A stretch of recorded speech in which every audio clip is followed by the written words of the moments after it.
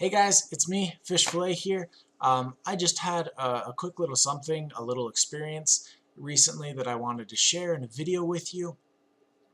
It's going to take me explaining a little bit about myself and then explaining why this was such a big thing.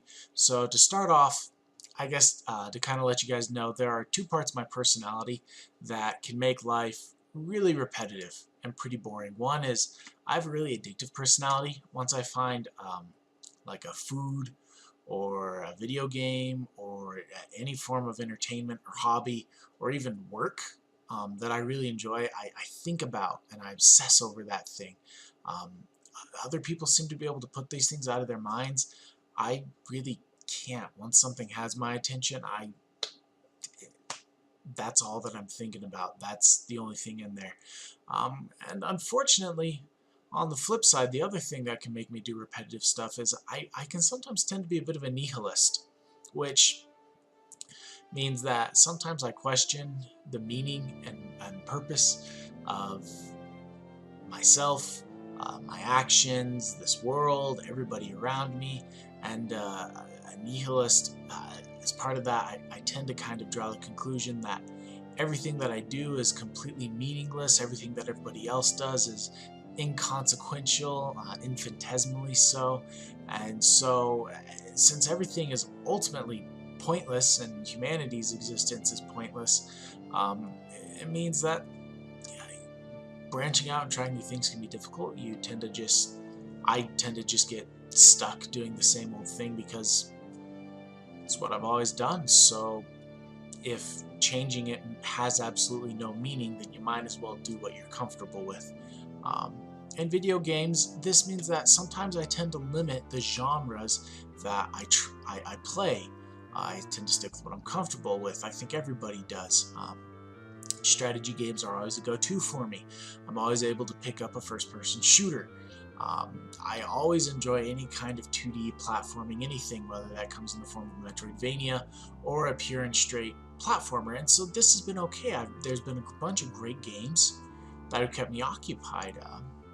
Overwatch, StarCraft 2, Spelunky, the recent Raymans, Ori and the Blind Forest, Guacamelee, um, and then all the just fun, weird games that I've been finding and reviewing for this channel. But lately, I've been kind of getting bored with the games that I've been playing, with video gaming in general. And this hasn't happened to me since I was in college.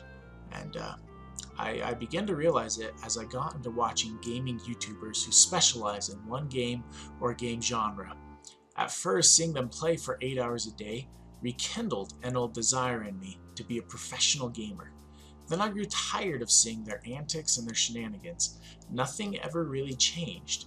Then I began to grow tired of all my current video games, especially since I realized that, guys, I've been playing strategy games since I was in elementary school. I showed you guys Total Annihilation a little while ago, although nobody watched it, and that's fine, it was a crappy video, but really, it feels like the ways that video games are coming up with to engage you, they're just rehashing the same old stuff from way back in the day, and it's really hard to actually find new forms of interaction with this digital medium that are truly new and truly creative.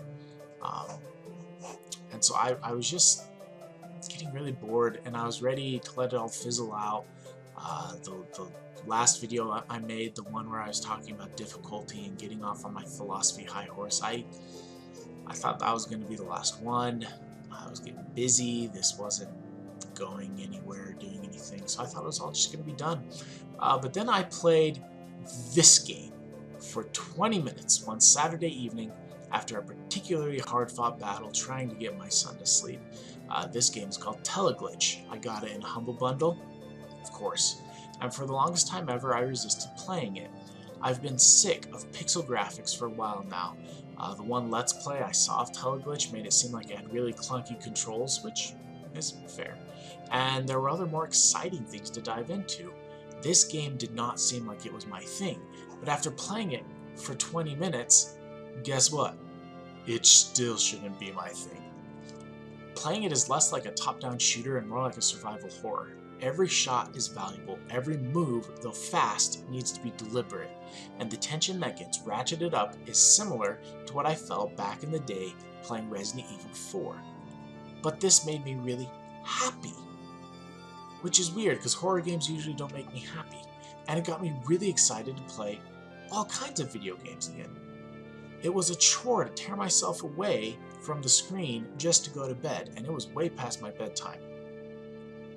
So shifting gears a little, if you Google search the psychology of new things, you will find a bunch of articles all saying the same thing, that trying new stuff can be scary and daunting, but doing so has great benefits. Here are a couple of quotes from psychologists I found. Rich Walker: people who engage in a variety of experiences are more likely to retain positive emotions and minimize negative ones than people who have fewer experiences. And Gary Marcus: as Aristotle realized, there is a difference between the pleasures of the moment, called hedonia, and the satisfaction that comes from constantly developing and living one's life to the fullest, eudaimonia. In recent years, scientists have finally begun to study eudaimonia. Research suggests that the greater sense of purpose and personal growth associated with eudaimonia correlates with lower cortisol levels, better immune function, and more efficient sleep. So psychologists and my own experiences have backed it up. Trying new games is only a good thing. Sure, in order to be a professional gamer, you probably need to limit yourself to one game or one genre, but for the rest of us average casuals, you will feel better if you regularly switch things up, even if you switch it up with a crappy game.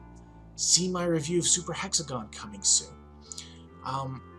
But I digress. This isn't the first time that I've fallen into a loop of nihilistic boredom and been drug out of it by a new video game experience. It happened the first time I played One-Way Heroics, and when I finally discovered that invading in Dark Souls is tons of fun.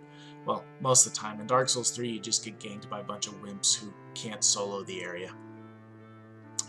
So anyways, my message for this video is switch it up. Try something new. You might think that weird dating sims involving pigeons might not be your thing, and let's be honest, you're probably right.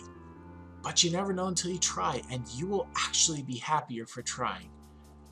Sure, horror games might freak you out, to throw in another example, and leave you with nightmares that will actually make you more sleep deprived and probably grumpier for the next couple of days, but just imagine the growing experience that can be.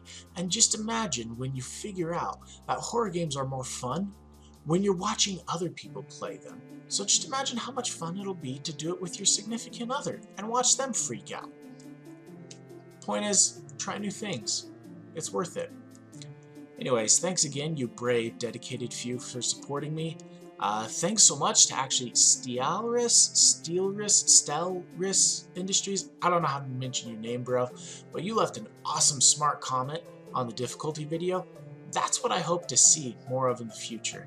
And the rest of you guys, hurry up and leave comments, then share this on social media so others can leave comments, and this will fulfill my aching need for social interaction through digital media. Just kidding. But seriously, leave an intelligent comment. It restores my faith in humanity and fuels my revolution to replace internet toxicity with love and reason. Bye, and thanks for watching, you wonderful people.